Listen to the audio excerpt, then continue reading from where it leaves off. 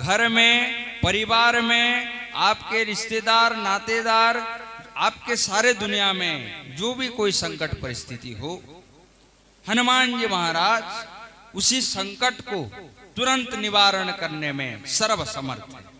बोलिए श्री हनुमान जी महाराज की जय। सिंहेश्वर हनुमान जी महाराज की जय। पवन सुत हनुमान की जय। इसलिए गोस्वामी जी कहते हैं, संकट ते ही हनुमान छुड़ावे, संकट ते ही हनुमान छुड़ावे।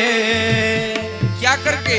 मन क्रम बचन धन जो लावे, मन क्रम वचन धन जो लावे, संकट ते हनुमान छुड़ावे।